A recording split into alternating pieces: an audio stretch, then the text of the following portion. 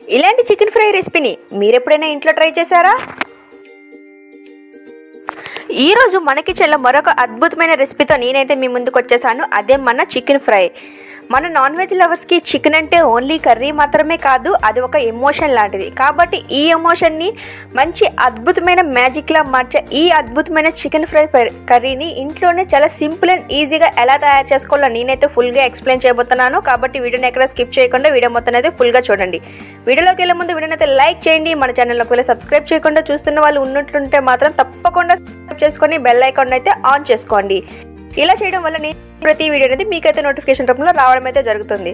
Hi, this is Sirisha. Welcome back to our channel cooking with Sirisha. Process అయితే start చేసేద్దామా? ముందుగా అయితే చేసుకొని ఒక కడాయి పెట్టుకోవాలి.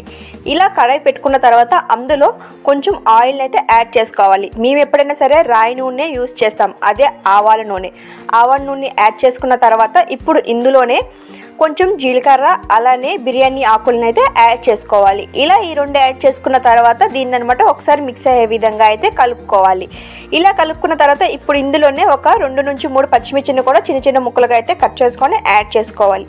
ఇలా పచ్చిమిర్చి యాడ్ చేసుకున్న తర్వాత దీన్ని ఒకసారి కలుపుకొని ఇందులోనే ఆనియన్స్ని కూడా యాడ్ చేసుకోవాలి. ఆనియన్స్ అనేవి చిన్న సైజు ఉంటే ఒక 4 తీసుకోండి, మీడియం సైజు ఉంటే ఒక 3 అయితే సరిపోతాయి. ఇలా తీసుకున్న తర్వాత వీటిని అనమాట ఈ విధంగా యాడ్ చేసుకొని బాగా మిక్స్ అయ్యే విధంగా అయితే కలుపుకోవాలి. ఆనియన్స్ అనేవి కొంచెం గోల్డెన్ కలర్ వచ్చేంత వరకు ఫ్రై చేసుకుంటే సరిపోతుంది. మరీ ఎక్కువగా చేయాల్సిన అవసరం అస్సలు అయితే లేదు. నేను వీడియోలో ఎలా చెప్తున్నానో అలానే ఫాలో అయిపోండి. చాలా సింపుల్ అండ్ ఈజీగా అయితే అయిపోతుంది. కాబట్టి ఈ వీడియోని అయితే ఫుల్గా అయితే వాచ్ చేయడం అస్సలు మర్చిపోకండి. చూస్తున్నారు కదా, ఈ విధంగా అయితే బాగా అయితే ఫ్రై చేసుకోవాలి. ఇలా కొంచెం ఫ్రై అయిన తర్వాత ఇప్పుడు అనమాట ఇందులోనే కొంచెం పసుపునైతే యాడ్ చేసుకోవాలి. ఇలా పసుపు యాడ్ చేసుకున్న తర్వాత ఇది మొత్తం బాగా మిక్స్ అయ్యే విధంగా అయితే కలుపుకోవాలి. నేను వీడియోలో ఎలా చెప్తున్నానో అలానే ఫాలో అవ్వండి. వీడియోని అయితే మాత్రం ఎక్కడ స్కిప్ చేయకండి. ఇప్పుడు ఇందులోనే మనకి రుచికి సరిపడినంత సాల్ట్ని కూడా యాడ్ చేసుకోవాలి. మీరు ఎంత చికెన్ తీసుకుంటున్నారో దాన్ని బట్టి అయితే యాడ్ చేసుకోవాలి. ఇలా సాల్ట్ కూడా యాడ్ చేసుకొని కలుపుకున్న తర్వాత ఇప్పుడు ఇందులోనే ఒక 1 స్పూన్ వరకు అల్లం వెల్లుల్లి పేస్ట్ని కూడా యాడ్ చేసుకోవాలి. ఇలా అల్లం వెల్లుల్లి పేస్ట్ యాడ్ చేసుకున్న తర్వాత బాగా మిక్స్ అయ్యే విధంగా కలుపుకోవాలి. అల్లం వెల్లుల్లి పేస్ట్ వేసిన తర్వాత దగ్గరుండి కలుపుకోవాలి, లేదంటే అడుగంటే అవకాశం అనేది ఉంటుంది. ఇప్పుడు ఇందులోనే ఒక 1 స్పూన్ వరకు కారాన్ని కూడా యాడ్ చేసుకోవాలి.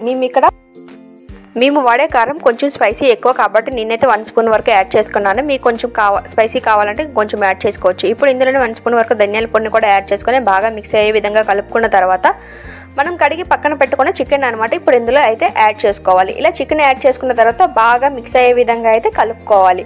నేను వీడియోలో ఎలా చెప్తున్నానో అలానే ఫాలో అయిపోండి. వంట రాని వాళ్ళు కూడా చాలా ఈజీగా అయితే ఈ రెసిపీని ఇంట్లోనే తయారు చేసుకోవచ్చు.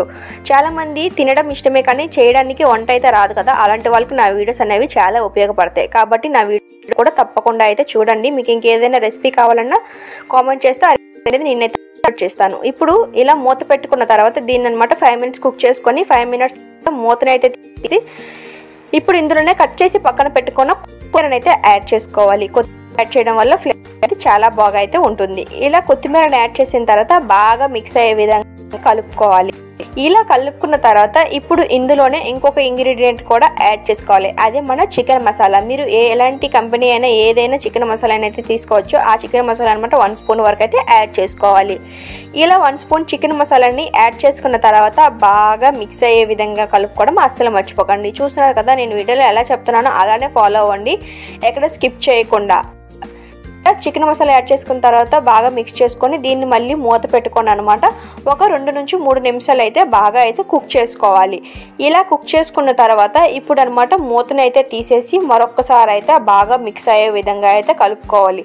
చికెన్ ఎప్పుడైనా మధ్య మధ్యలో కలుపుకుంటూ ఉండాలి, లేదంటే అడుగంటిపోయే ప్రమాదం అయితే ఉంటుంది. కాబట్టి కూడా మర్చిపోకండి. ఇలా కలుపుకున్న తర్వాత ఇప్పుడు దీన్ని అనమాట మంటని మీడియం ఫ్లేమ్లో అయితే ఉంచుకొని దీన్ని అనమాట బాగా అయితే కుక్ చేసుకోవాలి. ఇప్పుడు ఇందులోనే చికెన్ అనేది కొంతమందికి త్వరగా ఉడకదు కదా, అందుకోసమని ఇక్కడ ఒక చిన్న టిప్ అయితే చెప్తున్నాను. వాటర్ అనేది కొంచెం బాయిల్ చేసుకొని యాడ్ చేసుకుంటే చికెన్ అనేది త్వరగా అయితే ఉడికిపోతుంది. చాలామంది అర్జెంట్ కర్రీ చేయాలి, అప్పుడు చికెన్ చేయడానికి ఎక్కువ టైం అనేది పట్టేస్తుంది. అలాంటి వాళ్ళ కోసం ఇది ఒక చిన్న టిప్. వాటర్ చల్లటి వాటర్ కాకుండా కొంచెం వాటర్ అనేది బాగా బాయిల్ చేసుకొని ఆ వాటర్ యాడ్ చేస్తే మనకు అనమాట అనేది త్వరగా ఉడుకుతుంది. అలానే టేస్ట్ కూడా చాలా బాగుంటుంది. వాటర్ యాడ్ చేయమన్నాను కదా అనుకొని మరీ గ్రేవీకి యాడ్ చేసే అంత వాటర్ని అయితే అస్సలు యాడ్ చేయకండి. జస్ట్ కొంచెం వాటర్ యాడ్ చేసుకుంటే సరిపోతుంది. మనకి పీసెస్ అనేవి త్వరగా ఉడికిపోయి మనకనమాట పని త్వరగా తేలాలంటే ఈ విధంగా యాడ్ చేసుకోవాలి. లేదంటే వాటర్ యాడ్ చేయకుండా కూడా ఈ రెసిపీ అనేది రెడీ అయిపోతుంది. కాబట్టి మీకు ఏది కంఫర్ట్గా ఉంటే ఆ విధంగా అయితే ట్రై చేయండి. చూసారు కదా, ఇప్పుడు నేనైతే ఇందులో కొంచెం వాటర్ని యాడ్ చేస్తున్నాను. మరీ ఎక్కువ వాటర్ని అయితే అస్సలు యాడ్ చేయట్లేదు.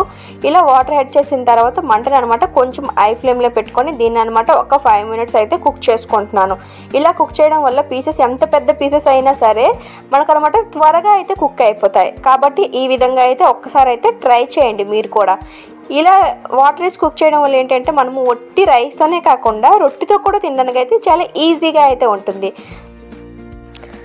చూసారు కదా ఎంత సింపుల్గా ఈ రెసిపీ అయితే రెడీ అయిపోయిందో. కాబట్టి మరి ఇంకెందుకు ఆలస్యం చేస్తున్నారు?